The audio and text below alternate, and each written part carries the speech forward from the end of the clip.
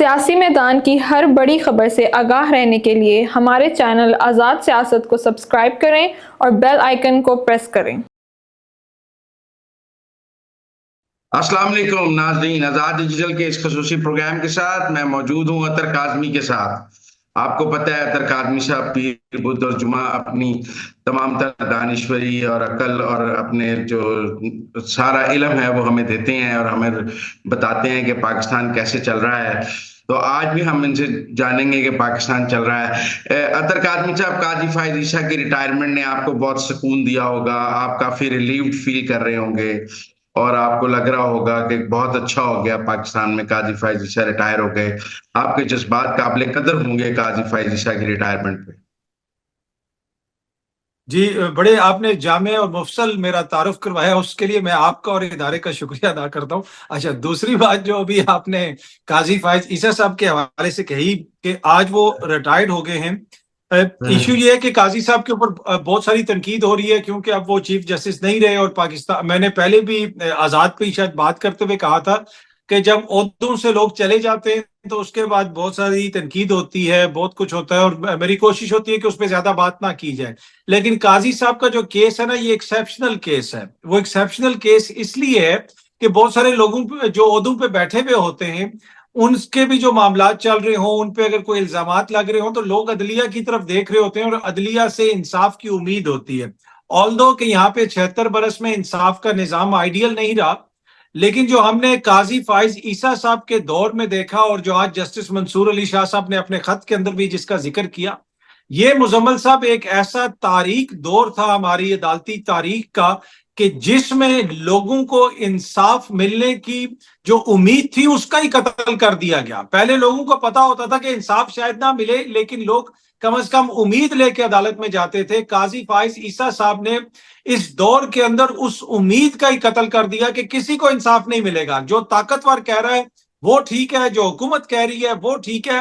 हालत ये हो गई कि आईनी जज कहलाने वाले काजी फाइज ईसा साहब, आईनी जो अब बेंच भी वहां पे बन गया, उनकी अदालत से चंद गज के फासले पे बैठे हुए कल इस्लामाबाद हाई कोर्ट के जज ने ये रिमार्क्स दिए कि मैंने फैसला दे दिया है लेकिन इंतजामिया अमल दरामद नहीं करेगी।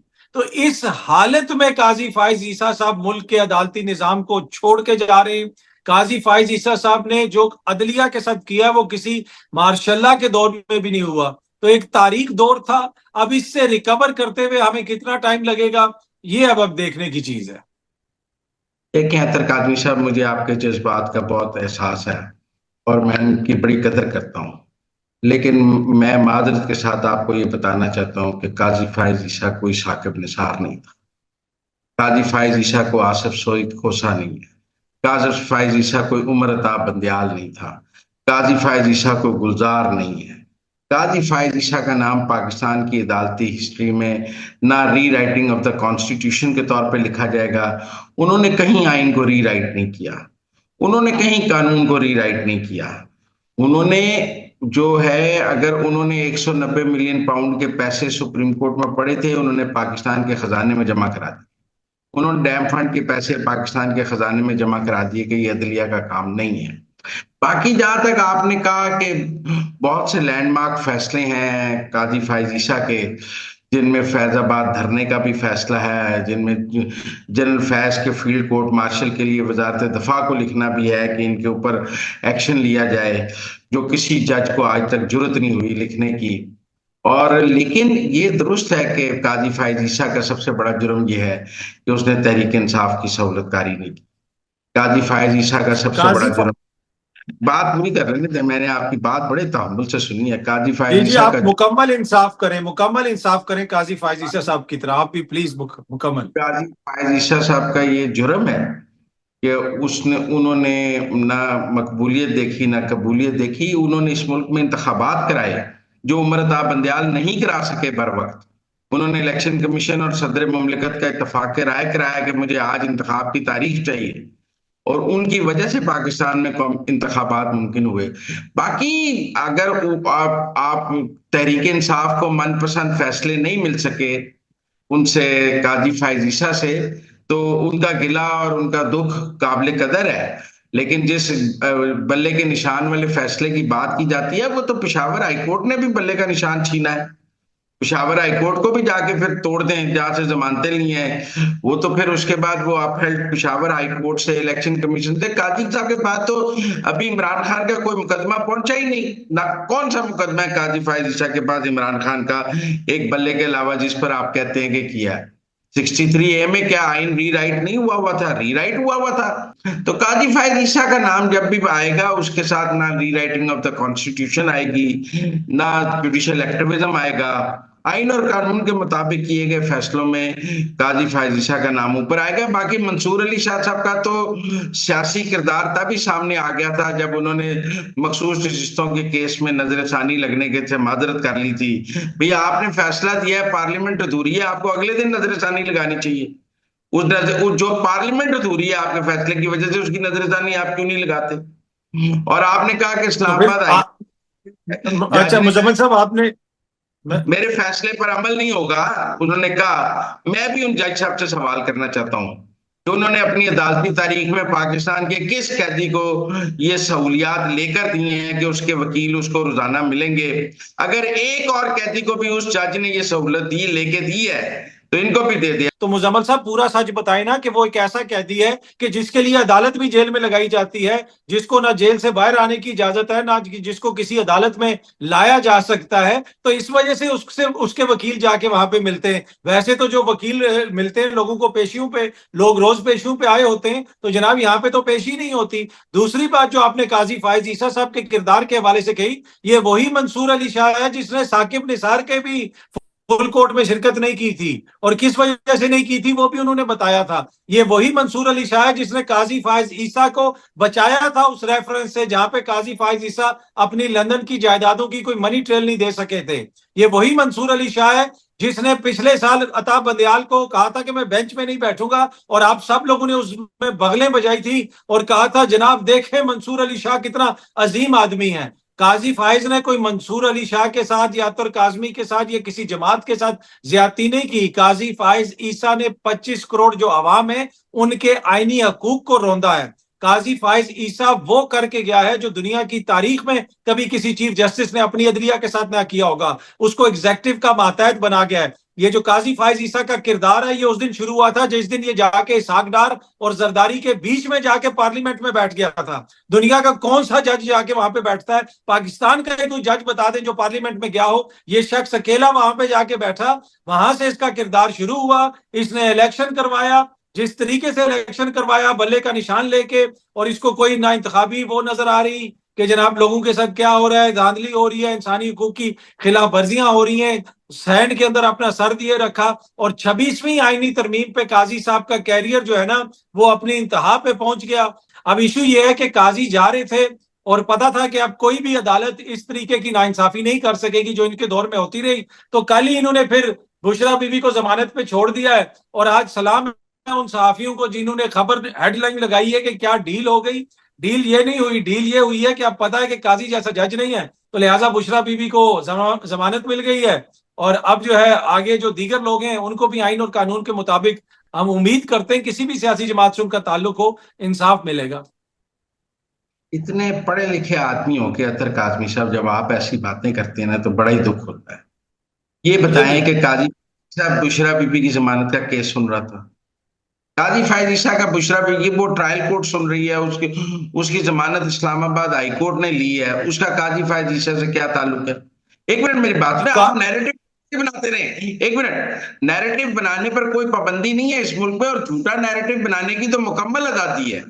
मेरा मतलब उसमें तो आपको माशाल्लाह माशाल्लाह आप उसमें मलका रखते हैं, माशाल्लाह आप मलका रखते हैं उसमें तो कोई रोक टोक ही नहीं है। काजी फायज ईसा ने अभी तक ना बुशरा बीबी ना इमरान खान का कौन सा केस सुना? अभी कोई केस उनका सुप्रीम कोर्ट में पहुंचा ही नहीं है।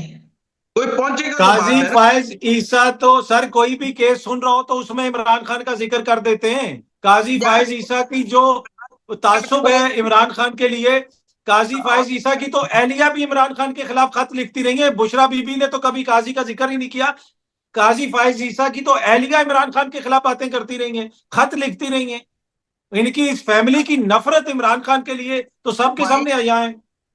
ओ भाई, राफिया ये तो मार्शल्लाह भी नहीं लगाते, वो भी हमने देखा है। हाय राफिया, ये तो मार्शल्लाह भी नहीं लगाते। बात ये है कि काजी फायज ईसा ने इमरान खान का कोई पर्सनल केस नहीं सुना, ना इद्दत का केस सुना, ना 190 मिलियन पाउंड का केस सुना, ना तोशा खाना का केस सुना। कोई केस इमरान खान का जिसमें इमरान खान के ऊपर क्रिमिनल चार्जेस हैं, वो उन्होंने नहीं सुना। आप बात समझें, नैरेटिव आपका अपनी जगह है, आपका गुस्सा काबिले कदर है, लेकिन हकीकत यही है कि काजी फायज ईसा ने अभी तक इमरान खान का जाती कोई केस नहीं सुना, और कोई जी ऐसा केस भी नहीं सुना जिस पर हम ये कह सकें कि हम काजी फायज ईसा अकेले थे उस बेंच में इमरान खान के खिलाफ फैसला करने वाले। बाकी आपका सब अपनी जगह, उनकी जमानत बिशरा बीबी की ना काजी फायज ईसा ने की है, ना करा सकते थे। इस्लामाबाद हाई कोर्ट को तो आपको पता है, इस मुल्क की एस्टेब्लिशमेंट कुछ नहीं कह सकती। वो जज तो पाकिस्तान के खुद मुख्तार तरीन जज हैं जो इस वक्त इस्लामाबाद हाई कोर्ट में बैठे हैं। उनकी खुद मुख्तारी को तो आप सब सलाम करते हैं। तो उन्होंने जमानत लेनी ना लेनी का फैसला वहां पे होना है। अभी तो सुप्रीम कोर्ट में मामला आए ही नहीं है, तो काजी को एवं ही आप बोली जाते हैं। कब गुस्सा आपका अपनी जगह है। एक केस बता दें नहीं, इमरान खान काजी ने सुना है। ये मसला ये है कि ये जो बल्ले का निशान हुआ, जो उनकी रिव्यू पिटीशन लगनी थी, अभी आपने कहा कि 63 है की रिव्यू पिटीशन, बल्ले के निशान की रिव्यू पिटीशन काजी ने नहीं लगाई। काजी साहब ने बरतानवी हाई कमिश्नर को खत लिख दिया और बरतानवी सल्तनत पे तनकीद कर दी कि आपने बल्ले के निशान पे फैसले पे तनकीद कैसे किया। अभी रिव्यू पिटीशन लिखनी थी, लेकिन वो ये खत लिख दिया उन्होंने पहले। तो ये जो सारे मामलात होते रहे, जो उनकी जमात के साथ हुआ, जो सब कुछ हुआ, जो यहाँ पे इलेक्शन जिस तरीके से करवाया गया, क्या ये इमरान खान साहब की मोहब्बत में करवाया गया? काजी साहब ने तो व्हाट्सएप के ऊपर इमरान खान के खिलाफ सोमोटो ले लिया था, लेकिन उनकी अदालत में वो कहते थे कोई आके बताएगा तो हम इंसानी हकूक पे बात करेंगे। तो मेरे ख्याल में जो अनप्रेसिडेंटेड अटैक था डेमोक्रेसी पे, लोगों के फंडामेंटल राइट्स पे, और काजी साहब का जो गैर मामूली रवैया था, चाहे वो उनके ब्रदर जजेस हो जिन्होंने खत लिख के कहा, काजी साहब कहते हैं कोई मुदाखलत ही नहीं हो रही, कोई मुदाखलत ही नहीं हो रही ना। उन्होंने जजेस की इंसाफ फराम करने की ख्वाहिश को कुचला और लोगों की इंसाफ लेने की उम्मीद को रोंदा। काजी इसी तरह याद रखा जाएगा। बाकी मुजम्मल साहब, आप मलका रखते हैं अपना बयानिया बनाने में, आप बनाए, हम उस पर आपको रोक तो नहीं सकते।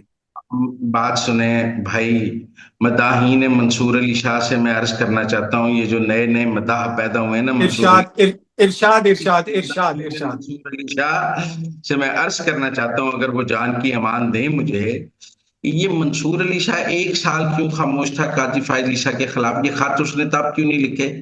ये जब उसकी चीफ जस्टिस चली गई है और उसको नजर आया कि मैं चीफ जस्टिस नहीं बन सका, वो कहते हैं लड़ाई के बाद मौका याद आए तो अपने मुंह पे मार लेना चाहिए।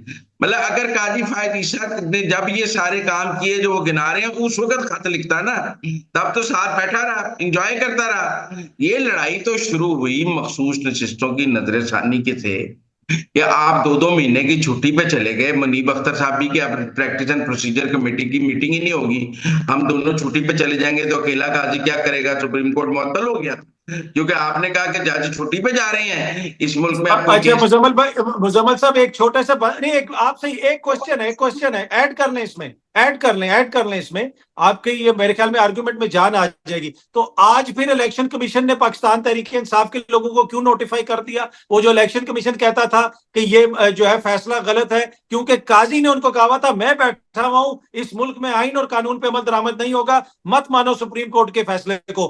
आज उन्होंने क्यों मान लिया फिर? देखें, काजी का और इलेक्शन कमीशन का आपस में क्या ताल्लुक है? वो केस जो 8 रुकनी जज सुन रहे थे वो जाने और इलेक्शन कमीशन जाने। काजी का इख्तलाफी नोट नहीं आपने देखा? नईम अख्तर अफगान साहब का सब सर उन्होंने इख्तलाफी नोट में लिखा है ना कि ना माने फैसला।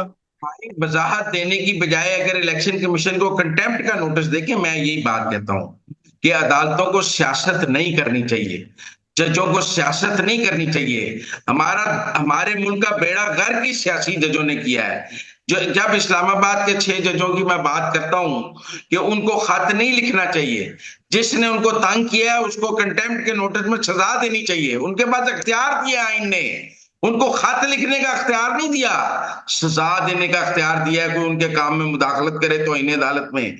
सेम इज द केस ये जो 8 जज रोज वजाहत जारी अच्छा, करते थे, इन्हें वजाहत नहीं जारी करनी, इन्हें इलेक्शन कमीशन को नोटिस, कंटेम्प्ट का नोटिस देना था, नहीं दिया ना। अच्छा, क्योंकि अब ये बताए ना मुजम्मिल साहब, ये भी तो जरा बता देना कि ये काजी साहब के जाने के बाद आपको क्या लगता है, ये जो सारे केसेस चल रहे हैं तहरीक इंसाफ की लीडरशिप के ऊपर, यास्मीन राशिद साहिबा कह दें, आपको लगता है कि इनमें कोई तब्दीली आएगी या फिर इसी तरह मामला चलते रहेंगे? आपकी खबर क्या है?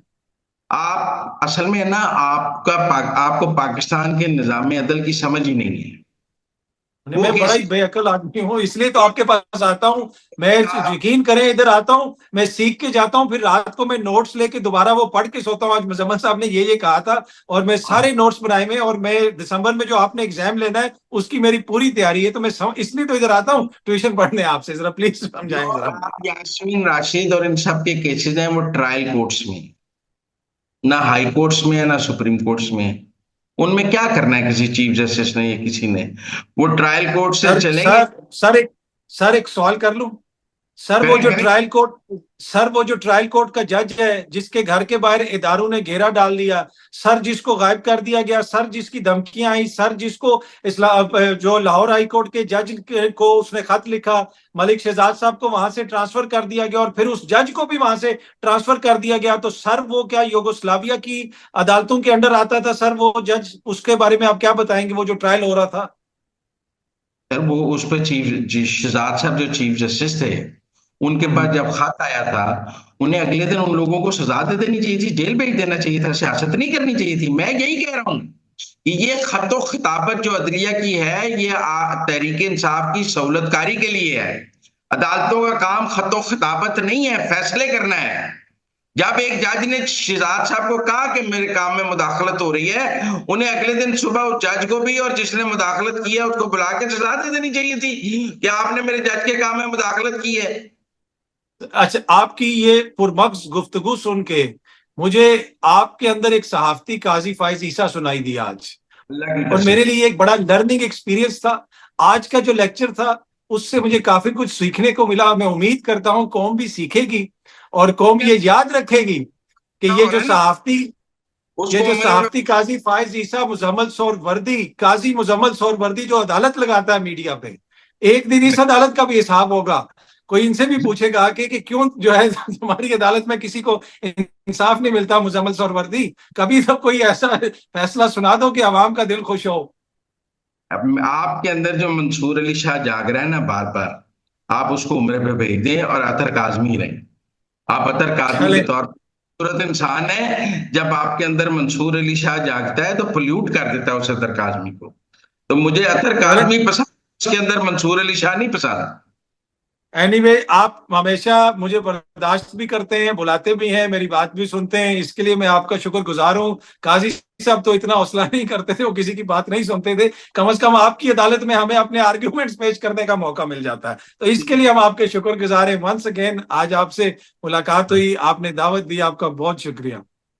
Thank you, thank you, thank you.